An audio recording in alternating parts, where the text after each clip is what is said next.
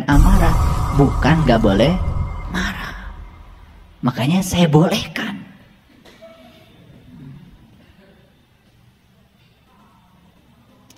Yang terakhir adalah perbanyak aktivitas yang memicu relaksasi pikiran. Karena kemarahan itu berasal dari kekakuan pikiran, makanya harus seling relaksasi.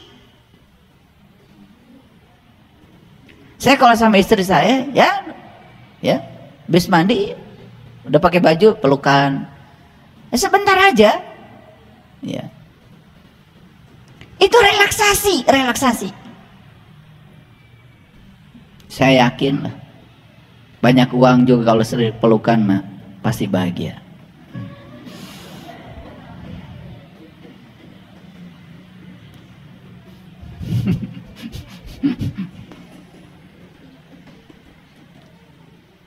Udah tahu ya caranya? Ada berapa tadi? Nah, saya hanya membantu. Kan gini, kalau baca Quran kan global. Kan kata Quran, ciri orang yang bertakwa itu satu, ya. Dia itu suka membahagiakan orang lain dalam keadaan lapang maupun sempit. Nah, ini bukan topik kita hari ini.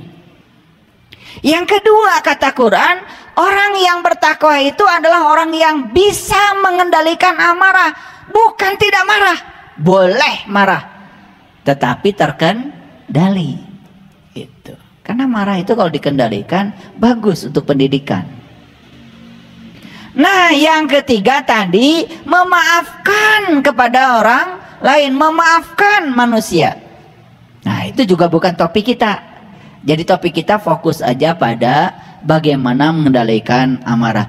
Ini aja kuliahnya perlu 4 SKS sebetulnya.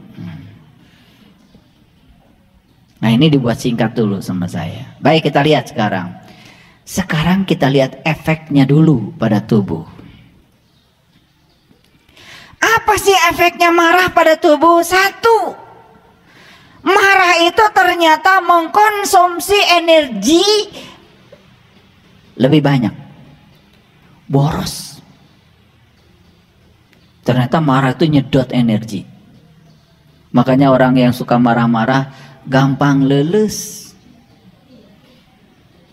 Karena marah itu nyedot energi. Yang kedua, tekanan darah naik. Jadi yang tekanan darahnya di atas 120, 140, 160 itu pasti berasal dari gede amak. Hormon adrenalin meningkat dengan drastis. Akibat hormon adrenalin meningkat dengan drastis, maka tubuh jadi kaku. Cara rangkel, sirah, lieur, cengkat tinu diuk, ngagubrak deui, kararoneng. Itu sebetulnya alarm dari tubuh, udah ngasih tahu. Ya lo bateing ya cenah amak. Yang selanjutnya suhu tubuh juga meningkat ternyata. Nah, suhu tubuh meningkat secara drastis, jadi tidak alami. Ketika suhu tubuh meningkat, apa yang terjadi? Di luar suhu tubuh tidak meningkat, akan terjadi flux energi yang keluar dari tubuh cepat. Nih lihat saya, kalau nggak ngerti, pernah nggak ibu bapak demam? Pernah kan? Oke. Nah, kenapa kalau kita demam pengen diselimut? Ongkoh panas tapi tiris. Nah, ini pasti belum bisa ngejawab kan? Di sini jelaskan fisikanya. Gini lihat saya. Ketika tubuh kita meningkat suhunya, sedangkan lingkungan kita, tempat kita tinggal, suhunya kan tidak naik. Akibatnya perbedaan suhu antara tubuh dengan lingkungan besar. Ketika perbedaan suhunya besar, maka kalor dari tubuh kita, kalori, itu mengalir dengan cepat. Nah, karena dia mengalir dengan cepat, maka pada saat itu tubuh tidak siap, keseimbangan tubuh terganggu. Makanya ongkoh panas tapi tiris. Nah, disebut nage panas tiris.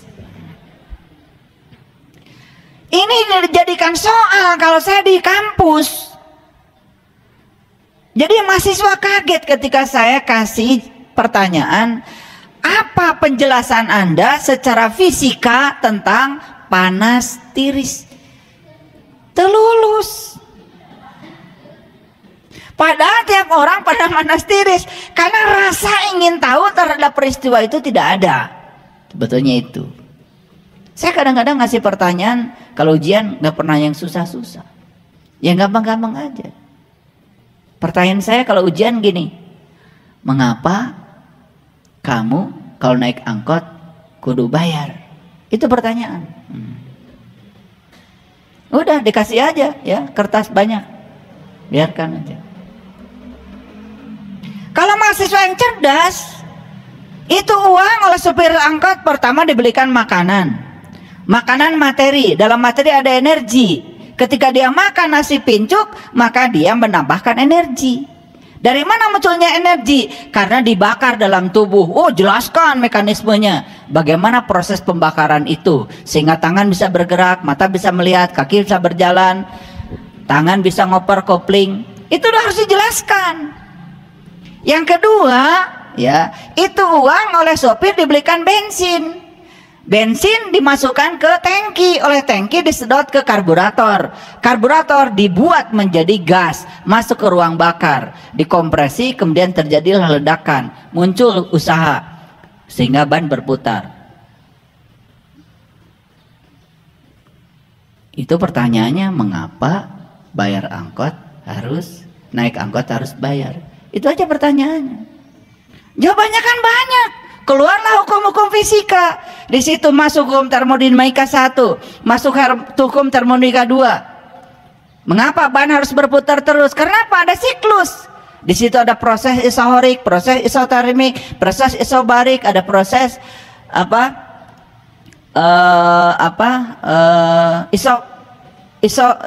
isohorik, ya, ada isotermik, isobarik, ada adiabatik. Itu semua proses-proses ada di situ. Masuk rumus-rumus, jelaskan. Itu bisa dihitung tuh semua. Padahal pertanyaannya, mengapa naik angkot harus bayar?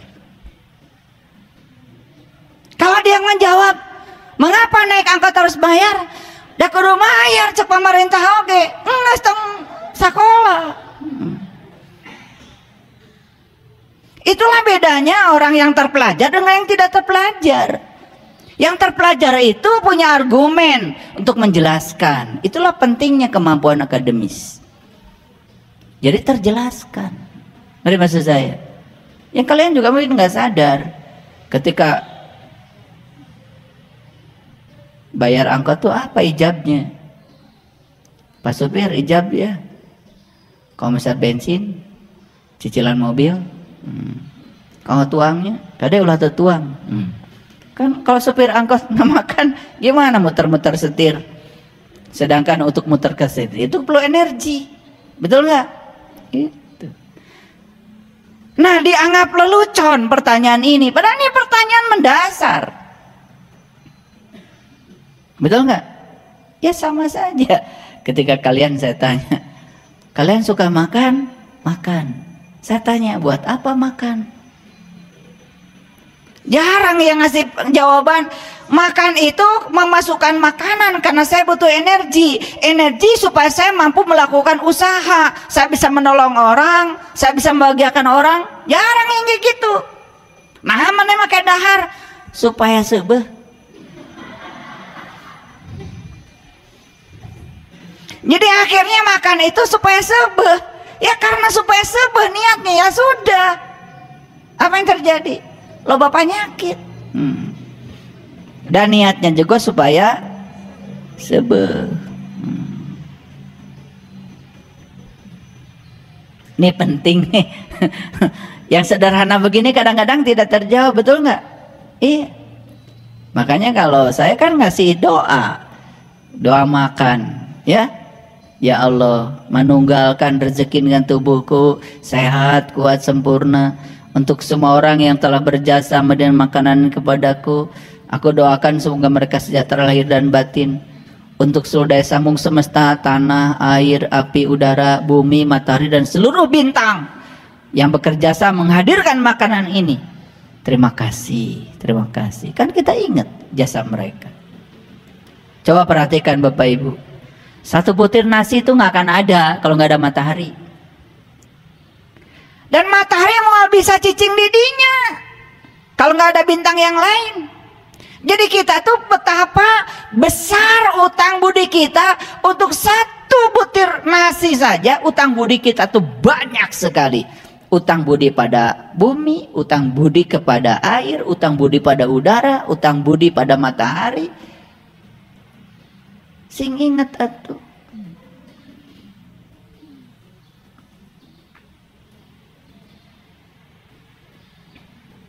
Nah, ada tiga tipe kemarahan. Yang pertama yang disebut dengan pasif agresif, ini bahasa psikologi. Berusaha menahan amarahnya dengan menghindarinya. Ini namanya pasif agresif. Nah, pasif agresif itu setengah pasif, setengah agresif. Dia itu berusaha menghindarkan diri, menghindari kemarahan, tapi dengan cara menahan. Ini bahaya nih. Teu amek. Tapi disebut nate bahasa Sunda nama amek kapegung. Kalau sudah kapegung jadi penyakit. Ini namanya pasif agresif. Pura-pura menerima padahal ngageremet. Menerima sebetulnya mah. Iya nu disebut amek kapegung tayu, ya sumberna penyakit teh bahaya. Yang kedua, agresif terbuka. Nah ini, jadi meluapkan emosinya secara langsung, kadang-kadang secara fisik maupun secara verbal. Nah ini biasanya orang yang seperti ini kadang-kadang teriak-teriak sambil mukul-mukul, bisa mukul orang, bisa mukul benda. Ini namanya agresif terbuka. Nah, yang dibolehkan itu adalah tipe marah yang ketiga, namanya asertif. Nah, asertif yang tadi sudah saya jelaskan. Jadi tipe marah yang paling sehat. Tipe ini akan tetap menyampaikan kemarahannya namun terkontrol. Cocok dengan Quran yang tadi. Kita itu boleh marah tetapi terkendali. Nah, syaratnya tadi, ya, ekspresikan dengan tenang, betul nggak? Dan lain sebagainya. Nanti boleh diulang ya, boleh diulang. Kita teruskan dulu,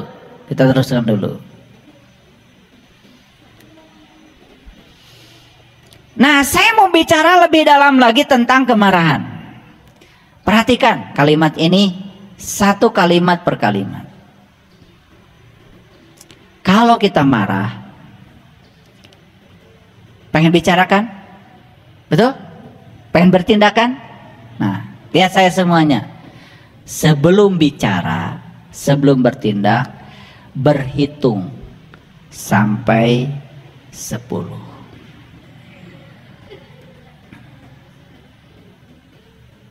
Lebih lambat lagi berhitungnya lebih bagus. Jika perlu, kalau ada orang mau marah, hitungin sama kita.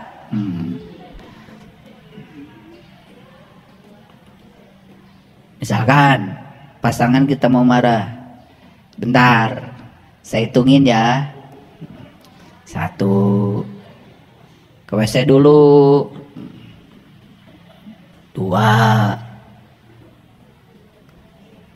nyiram dulu. 3,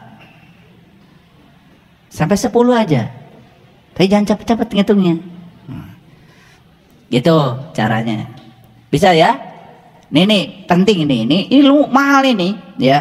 Kalau ada orang marah ya, kalau kita tidak ada orang, hitung sampai 10. Nah, jika sangat marah, marahnya sangat, hitungnya sampai 100.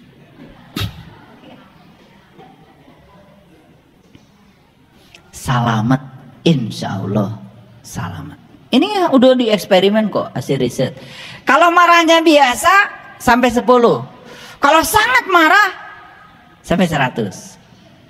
Jika perlu bantu, hitungin.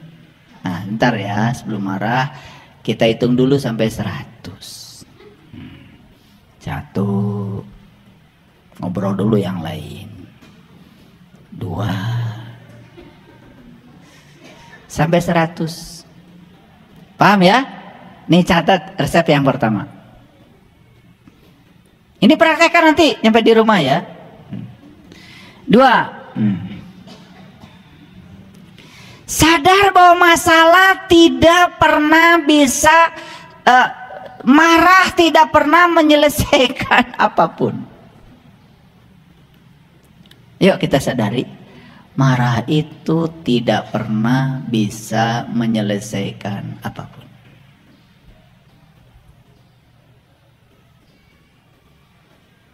Oleh karena itu maka kemarahan itu seperti badai yang muncul dari dasar kesadaran. Saat kita merasakannya datang, alihkan fokus kita ke nafas. Jadi ketika badai itu datang, alihkan fokus kita ke nafas. Itu sudah saya ajarkan. Itu namanya mindfulness. Tarik nafas yang dalam. Hitungannya 4. Tahan nafas hitungannya 7. Buang nafas hitungannya 9. Kalau bisa buang nafas lebih lama daripada tahan nafas, terjadi mindfulness. Itu energi itu akan berubah dari energi kemarahan menjadi cinta. Sekejap. Itu yang namanya mindfulness. Jadi di Quran itu tidak ada kan penjelasan. Yang penting kata Quran, kamu harus bisa mengendalikan amarah, baru disebut orang yang bertakwa. Kan begitu. Jadi orang bertakwa sekarang tahu, bukan orang yang tidak pernah marah. Tetapi marahnya tipe asertif, malahnya tipe yang terkontrol. Boleh marah? Boleh. Boleh. Ya, asertif. Jangan pasif agresif, jangan juga agresif terbuka, tetapi asertif, terkontrol. Kemarahan adalah emosi yang terbuang, dan jangan suka buang-buang emosi. Jadi kenapa kemarahan itu tadi saya bilang mengkonsumsi energi yang besar? Karena ketika seseorang marah, dia sedang membuang emosi. Oleh karena itu maka jangan buang-buang emosi. Karena emosi itu energi. Jangan boros. Karena setiap kali kita marah, kita meracuni sistem kita sendiri. Nah, ini penting. Ketika kita marah itu yang teracuni bukan hanya tubuh tadi, tetapi sistem semuanya, sistem kelistrikan, sistem kimiawi, betul nggak? Belum lagi tatanan sosial juga akan berubah, akan terganggu dengan kemarahan. Jadi kemarahan tidak menyelesaikan masalah, kemarahan hanya memperburuk keadaan. Oleh karena itu ada pepatah yang bagus, jangan membuat keputusan penting saat kita sedang marah. Jadi kalau mau bercerai dengan pasangan, jangan ketika sedang marah. Karena itu keputusan penting. Nah, banyak, mohon maaf ya, yang melakukan perceraian dengan pasangan itu karena didasari oleh marah. Padahal itu keputusan sangat penting sekali. Setelahnya nyesal. Makanya selalu dikatakan semua keputusan yang diambil dengan rasa marah akan berakhir dengan rasa malu. Dan malu itu dalam grafiknya David Hawkins yaitu masuknya The Reptilian di bawah 200, nilainya 20. Malu, itu paling rendah. Dan orang yang nilainya di bawah 200 dalam skala emosi David Hawkins itu masuknya The Reptilian. Untuk masuk di atas 200 to The Wisdom, apalagi masuk dalam area cinta, pencerahan, wah itu masih jauh. Masih jauh. Saya kasih tahu ya, makanya belajar spiritual itu dilihat dari perubahan. Jadi bukan banyaknya doa, bukan banyaknya guru, ya. Apalagi nggak suka guru ini, pindah guru lain, jelek-jelekin guru lama, pindah lagi guru. Nah, lihat ya, orang yang belajar spiritual kayak gitu, ganti guru aja terus. Nyari apa sih? Ya, belanja guru terus. Mau guru kelas apapun, kalau tidak ada kesadaran untuk berubah dari diri kita, tidak ada artinya. Ini saya kasih tahu ya. Ketika kita mengamalkan yang kita tahu, maka semesta akan mengajarkan yang kita tidak tahu. Gitu aja kok. Belajar tuh jangan pengen banyak ilmu. Buat apa banyak ilmu? Ya, jangan pengen pintar, buat apa? Pengen berubah jadi lebih baik, itu aja. Walaupun ilmunya sederhana tapi berubah, itu aja yang paling benar, ya. Gitu. Oleh karena itu maka kemarahan adalah emosi yang tidak perlu. Banyak hal dalam hidup yang dapat memicunya. Tetapi yang penting adalah bagaimana kita bereaksi. Pilih untuk tidak bereaksi. Jadi sebetulnya kita itu bisa memilih loh untuk tidak bereaksi yang berlebihan terhadap apapun. Karena bereaksi itu adalah pilihan kita. Dan kita itu terlalu sering mengizinkan diri kita bereaksi. Nah itu yang disebut dengan reaktif. Makanya catat, hidup itu responsif tetapi tidak reaktif. Responsif tetapi tidak reaktif, ya, gitu. Ketika kemarahan itu meningkat, nih kasih tahu, pikirkan oleh kita, konsekuensinya besar. Betul? Yuk kita sadari, ketika kemarahan itu meningkat, konsekuensinya besar. Ada nggak sekarang orang yang sedang menanggung konsekuensi dari kemarahan yang besar? Ada? Ada? Bisa ngasih contohnya? Hah?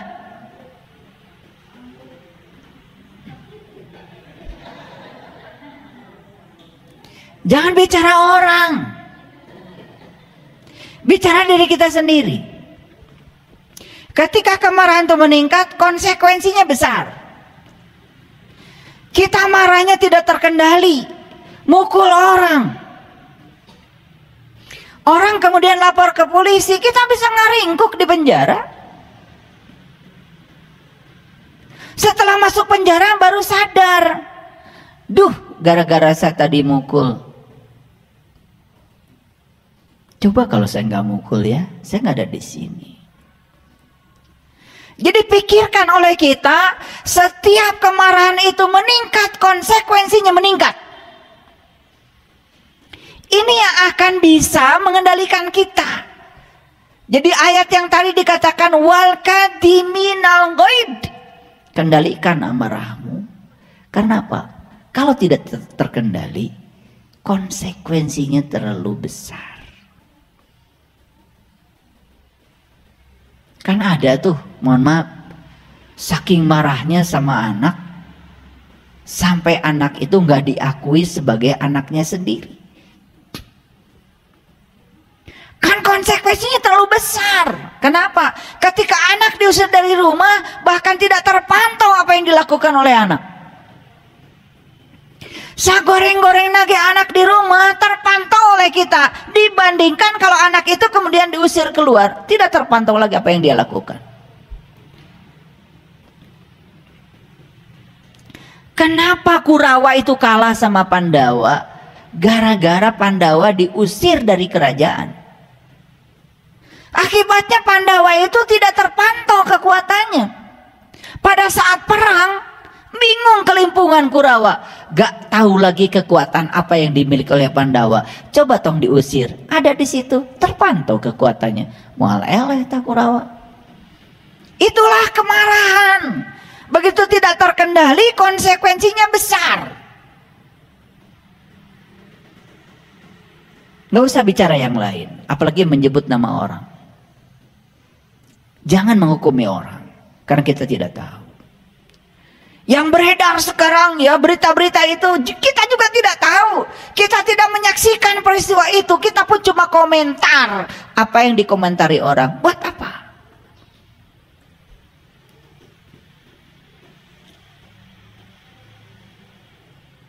Fakta yang sederhana. Ada nggak orang masuk penjara karena tidak bisa mengendalikan amarah? Ada? Banyak. Karena dia tidak bisa mengendalikan amarah, apa? Istrinya dibunuh.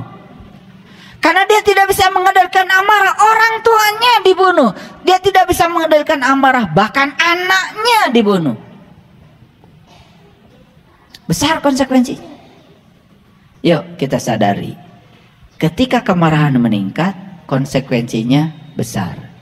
Oleh karena itu saat kemarahan meningkat, langsung sadar, konsekuensinya gede ya. Bahaya, bahaya, bahaya. Turun lagi, turun lagi, turun lagi.